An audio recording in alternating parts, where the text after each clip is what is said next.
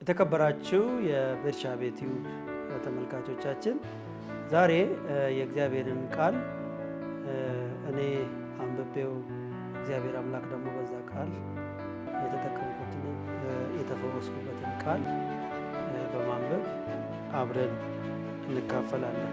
የተለያዩ ፊዚካል ወይ ደግሞ አካላዊ ችግር የተለያየ ፈተናና መከራ ውስጥ እያለፉ ያሉ ሰዎች እሱ መከራችንን ስለተቀበለ በዛ ውስጥ ነገር ግን ኢየሱስ ክርስቶስ ይመስገን ዛሬ አንድና አንድ ነው የምላችሁ፣ ልትድኑ ትወዳላችሁ። ከምን ብትሉኝ አሁን በዚህ ምድር ካለው መከራ ቀጥሎ ካለው ደግሞ ከዘላለም ሞት ልትድኑ ትወዳላችሁ። ኢየሱስ ክርስቶስን እንድትከተሉ፣ እንድትሰሙት፣ እንድትታዘዙት በጌታ ፍቅር ልጠይቃችሁ እወዳለሁ።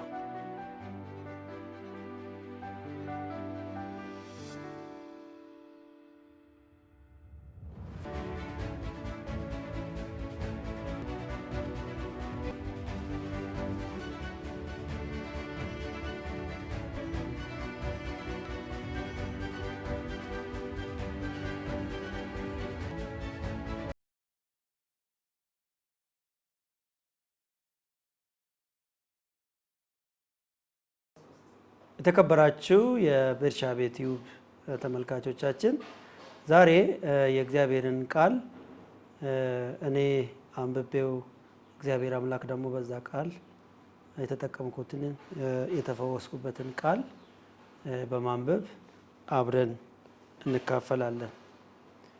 እንግዲህ ለመካፈል የፈለኩትን ቃል አንብቤ ነው የሚጀምረው። በዮሐንስ ወንጌል ምዕራፍ 5 ላይ ሁላችሁም የምታውቁት ታሪክ አለ። ያንን ታሪክ አነባለሁ። ዮሐንስ ወንጌል ምዕራፍ 5 ላይ እንደዚህ ብሎ ይጀምራል። ከዚህ በኋላ የአይሁድ በዓል ነበረ። ኢየሱስም ወደ ኢየሩሳሌም ወጣ። በኢየሩሳሌምም በበጎች በር አጠገብ በዕብራይስጥ ቤተ ሰኢዳ የምትባል አንዲት መጥመቂያ ነበረች። 5 መመላለሻ ነበሩባት።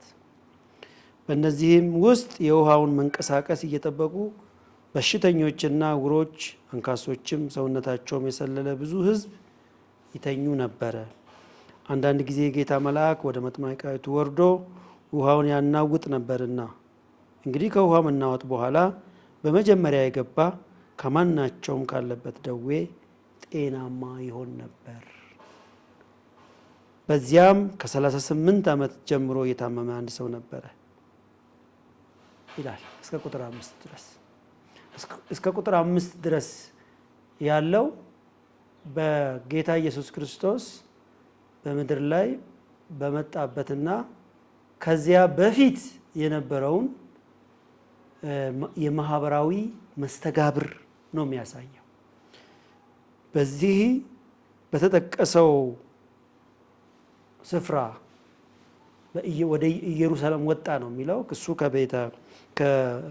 የአይሁድን በዓል ለማክበር ኢየሱስ ክርስቶስ በወጣበት ኖርማሊ የተለመደ ስርዓት አለ እዛ ኢየሱስ ክርስቶስ በሄደበት። ይሄን ቦታ ቤተ ሰኢዳ በሚባል ቦታ ኢትስ ኖርማል፣ በቃ በዛ ቦታ ላይ የመጥመቂያ እንደነበረ፣ በዛ መጥመቂያ ደግሞ ሰዎች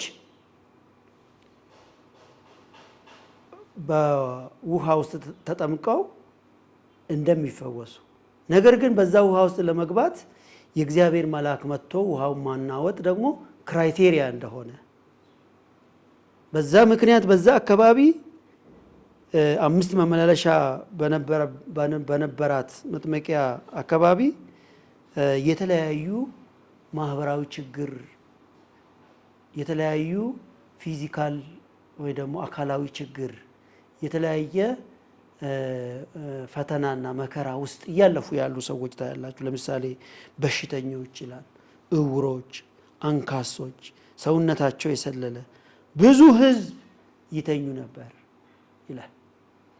በዛ ቦታ ላይ ተኝተው የሚጠብቁት የጌታን መልአክ መጥቶ ያችን መጥመቂያ ውስጥ ያለውን ውሃ ሲያናውጥ ቀድሞ ዘሎም ይሁን በሆነ ሚንስ ሰዎችም አግዘውትም ወርውረውትም የገባ ሰው ከነበረበት መከራ ከነበረበት ችግር ይፈወሳል ይላል።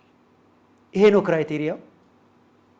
ስለዚህ አይናቸውን በዛች መጥመቂያ ላይ አድርገው የጌታ መልአክ መጥቶ ውሃ በሚንቀሳቀስበት በዛች ቅስፈት ቀድሞ ያንን እድል ያገኘ ሰው እንደሚፈወስ ነው። ይሄ በጣም ጠባብ የሆነ ለመፈወስ ክራይቴሪያው በጣም ጠባብ የሆነ በዛ ክራይቴሪያ ፊት ለማድረግ ደግሞ ወገን፣ ዘመድ፣ ምናልባት ገንዘብ ያስፈልጋል። ምናልባት ደግሞ የተለየ ፊዚካል ያላቸው ሰዎች ለምሳሌ እግር ከታመመ ሽባ የሆነ ሰው፣ እውር የሆነ ሰው ሊቸገር ይችላል። ክራይቴሪያው በጣም ጠባብ። በዛ ጠባብ ክራይቴሪያ ውስጥ እኔ በጣም የሚገርመኝ ከነዛ ሁሉ ሰዎች እንግዲህ በጣም ብዙ ሰዎች ናቸው የተኙትና ለ38 ዓመት እዛ ተኝቶ ሲጠብቅ የነበረ አንድ ሽባ የሆነ ሰው እንደነበረ መጽሐፍ ቅዱስ ይነግረናል። ይሄ ሰው ምክንያቱ ብዙ ነው። እዛ ቦታ ላይ ምናልባት እንዴት ሽባ እንደሆነ እንዴት ይሄ ሁሉ እንደደረሰበት ብንጠይቀው በጣም ብዙ ነገሮች ሊነግረን ይችላል። ከዛ በፊት የሆነበት ማለት ነው። ሁላችንም በየቤታችን በየዘረረጋችን በተወለድንበት አካባቢ ብዙ ነገር እንደምንል ለነገሮቻችን ለችግሮቻችን መፍትሄ፣ ለችግሮቻችን መንስኤ፣ ለችግሮቻችን ምክንያት ልንደረድር እንችላለን። ነገር ግን አንድ ቀን ኢየሱስ ክርስቶስ በዚያ ሲያልፍ ወደዛ ሲወጣ እና እኔ የሚገርመኝ የመለኮታዊ እይታ የመለኮታዊ ጉብኝት ለየት ያለ ነው። እኔ የዚህ ሰውዬ መጎብኘትና የኔ ህይወት ሁሉ ጊዜ ይገናኝብኛል። እንዴት ከዛ ሁሉ የታመመ ከዛ ሁሉ እውር ከዛ ሁሉ አንካሳዎች ከዛ ሁሉ በሽተኞች ከዛ ሁሉ ሽባ ውስጥ ይሄንን ሰው ነው ያየው ኢየሱስ ክርስቶስ። አይቶት ግን አንድ ጥያቄ ነው የጠየቀው፣ ልትድን ትወዳለህ? ምን አይነት ትህትና የተሞላበት ምን አይነት ውስጥን ለመናገር የሚገፋፋ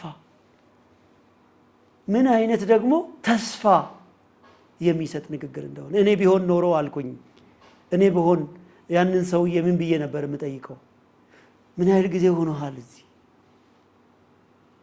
ዘመድ የለህም፣ ወገን የለህም፣ ገንዘብ የለህም፣ ምን ሆነ ነው?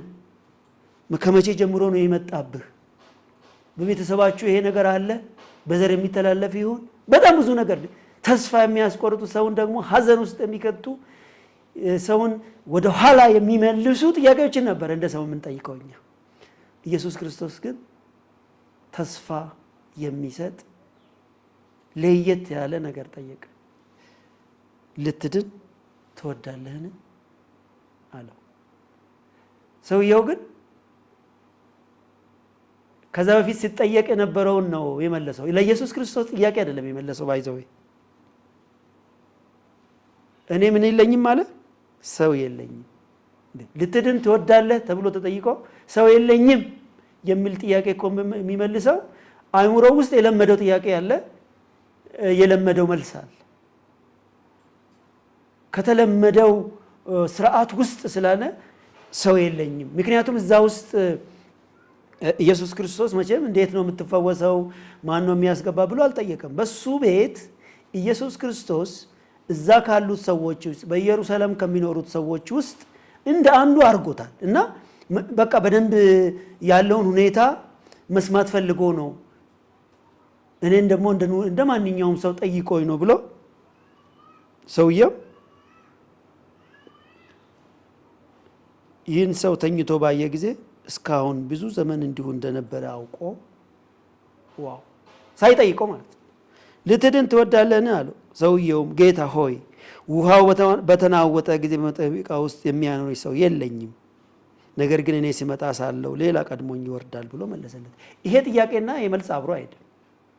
ግን የዚህ ሰውዬ ተስፋ አሁንም በቃ ሊረዳኝ ፈልጎ ነው፣ አንስቶ እዛች ውሃ ውስጥ ይከተኛል፣ መልአኩ በመጣበት ጊዜ ውሃው በተናወጠ ጊዜ ይረዳኛል ብሎ ነው ያለው። ነገር ግን ኢየሱስ ክርስቶስ ዘመናትን ያስቆጠረውን ይሄን ችግር ሰዎች የሚረዳው ሰው የሌለው፣ የሚያግዘው ሰው የሌለው፣ ተስፋው በጣም የመነመነ የጠበበ በጣም ችግር ኃይለኛ ችግር ውስጥ ላለ ሰው ኢየሱስ ክርስቶስ እንደሚደርስ ማሳያ የሆነ መልስ መለሰለት። ኢየሱስ ተነስና አልጋህን ተሸክመ ሂድ አለው። በጣም ነው የገረመኝ። ሁለት ነገር ነው። እኔ እንግዲህ የልማት ሰራተኛም ስለሆንኩኝ ተነስና አልጋህን ተሸክመ ሂድ። የመጀመሪያው ለነበረበት ህመም፣ ሽባነት መልስ ነው። ተነስ። ሰውየው 38 ዓመት ምናልባትም ከዛም በላይ ሊሆን ይችላል ተነስቶ አያውቅም። መሄድ አይችልም፣ መራመድ አይችልም፣ ሽባ ነው። ተነስ ነው ያለው። ማድረግ የማይችለውን ልምምድ፣ ለሱ ብርቅ የሆነውን ማድረግ የማይችለውን ነገር እንዲያደርግ የሚያስችል የእግዚአብሔርን ኃይል ነው ወደሱ ይላል። ተነስ ነው ያለው። ተነስ ካለህበት። ይሄ እንግዲህ በጣም የሚገርም ነው። መነሳት ብቻ አይደለም፣ አልጋህን ተሸክመ ሂድ ነው ያለው። ከዛ በፊት በዛ አልጋ ላይ ነው ተኝተው ያለው። በጣም ብዙ አመት ሆኖታል። ዛሬ ደግሞ እንግዲህ አልጋውን ሰው አግዞት፣ መቼም ዛሬ የዳነ ሰው ዛሬውኑ ተሸክሞ መሄድ የሚያስችል አይደለም። ኢየሱስ ክርስቶስ ከችግር ሲያወጣችሁ፣ ከመከራ ሲያወጣችሁ በአንድ ጊዜ ነው። እሱ ወደ ህይወታችሁ በገባበት በዛች ቅስፈት ነገሮች ሁሉ ይለውጣሉ። ይሄ ሰው ከመዳን አልፎ፣ ከመነሳት አልፎ፣ ከመራመድ አልፎ አልጋውን በራሱ ተሸክሞ እንዲሄድ፣ ይሄ ደግሞ በሰው ልጆች ሊሆን የማይችል በማንም ምናልባት ሌላ ነገር ሊሰጡ ይችሉ ነበር። ይሄ ሰው ዝም ብሎ ተነስቶ ሄዶ አልጋውን ሌላ ሰው ቢሸከም እንግዲህ ለጊዜው ተሽሎት ነው እንዲህ ነው ሊሉ ይችሉ ነበር። በአንድ ጊዜ ኖርማል ሆኖ እንደ ማንኛውም ሰው መሸከም የሚያስችል ቁመና ላይ እግዚአብሔር በጌታ በኢየሱስ ክርስቶስ ቃል ይሄ ሰው ሲመለስ ሲድን እናያለን። ወዲያውኑ ሰውየው ዳነ፣ አልጋውን ተሸክሞ ሄደ ይላል። ፈውስ ሆነለት፣ መዳን ሆነለት። ብዙ ዓመት ያስቆጠረው ይሄ ችግር፣ ይሄ መከራ ጌታ ኢየሱስ ክርስቶስ ወደሱ መጥቶ ልትድን ትወዳለህን ባለው ቃል ዳነ። ዛሬ አንድ ጥያቄ ነው የምጠይቃለሁ። ልትድኑ ትወዳላችሁ? ኢየሱስ ክርስቶስን ማመን፣ መቀበል፣ ወደሱ መምጣት ትፈልጋላችሁ? ከዘላለም ሞት፣ ከጨለማው መንግስት ማምለጥ ትፈልጋላችሁ? ካላችሁበት ችግር፣ ካላችሁበት መከራ፣ ካላችሁበት ነገር መውጣት ትፈልጋላችሁ? በተለይ ጌታችን መድኃኒታችን ኢየሱስ ክርስቶስን እንደ ግል አዳኛችሁ ያልተቀበላችሁ፣ በተለይ በተለያየ ምድራዊ እስራት ውስጥ ያላችሁ፣ ምናልባት ዘመዶቻችሁን፣ ምናልባት ገንዘባችሁን፣ ምናልባት የራሳችሁ የሆነን ነገር ተስፋ አድርጋችሁ ቁጭ ያላችሁ ሰዎች ልትኖሩ ትችላላችሁ። እኔ አንድ ጥያቄ ነው የምጠይቃችሁ። ኢየሱስ ክርስቶስ እንደዚህ ይላችኋል፣ ልትድኑ ትወዳላችሁ? ካላችሁበት መከራ፣ ካላችሁበት ስጋት፣ ካላችሁበት ተስፋ መቁረጥ መውጣት ትፈልጋላችሁ? መልሳችሁ አዎን ከሆነ ጌታን ኢየሱስ ክርስቶስን ቃሉን እንድታምኑ፣ እንድትቀበሉ፣ እንድትታዘዙ፣ ወደ ቤቱ እንድትመጡ፣ ድምፁን እንድትሰሙ፣ ወደ ፊቱ እንድትቀርቡ፣ ዛሬ እሱ በድንገት ወደዚህ ሽባ እንደመጣ ከሰዎች ሁሉ መካከል ደግሞ ለይቶ እሱን እንደጠየቀው ዛሬም እናንተ በብዙ መከራ ውስጥ ያላችሁ በጣም ዘመን ያስቆጠረ ችግር ዘመን ያስቆጠረ መከራ ውስጥ ያላችሁ መፍትሄ የጠፋባችሁ ሰዎች ኢየሱስ ክርስቶስ ልክ ይህን ጥያቄ ሊጠይቃችሁ ይፈልጋል። ይህን ሰው ልትድን ትወዳለህን ብሎ ሲጠይቅ ይህ ሰው ተኝቶ ባየ ጊዜ እስካሁን ብዙ ዘመን እንዲሁ እንደነበረ አውቆ ይላል። የብዙ ዘመን ችግር፣ የብዙ ዘመን መከራ፣ የብዙ ዘመን ተስፋ መቁረጥ እንደነበረ አውቆ ነው ወደሱ የመጣውና ይህን ጥያቄ የጠየቀው። ምናልባት እናንተ ያላችሁበት ሁኔታ የሚገልጽ ደግሞ ከዛ ቀጥሎ ቁጥር 9 ላይ ከቁጥር 10 ጀምሮ ይህን ያደረገበት ቀን ሰንበት ስለነበረ ሌሎች ደግሞ የቤተ ክህነት ሰዎች እንዴት በሰንበት እንዲህ አይነት ስራ ታደርጋለህ? በሰንበት ይህን እንድታደርግ አልተፈቀደልህም ብሎ ኢየሱስ ክርስቶስን ሲቃወሙ እናያለን። አይሁዶች እንደውም ሰውየው አልጋውን ተሸክሞ ሲሄድ የሰውየው መዳን የሰውየው ከእስራት መፈታት አይደለም የገረማቸው፣ እንዴት በሰንበት አልጋ ተሸከማለህ ነው ያሉት። በጣም የሚገርም ነገር ነው። ሰዎች እንደዚህ ናቸው። ከእስራታችሁ ተፈታችሁ፣ ከእስራታችሁ ወጥታችሁ፣ ነፃ ወጥታችሁ ስለ እግዚአብሔር ቃል፣ ስለ እግዚአብሔር እውነት፣ ስለ ጌታችን ስለ መድኃኒታችን ኢየሱስ ክርስቶስ ስትናገሩ ሰዎች እናንተ ስለምታደርጉት ጉዳይ ሲነጋገሩ ሲያወሩና ጥያቄ ሲያነሱ ነው የምታዩት። ሰንበት ነውና አልጋን ልትሸከም አልተፈቀደልህም አሉት ይላል።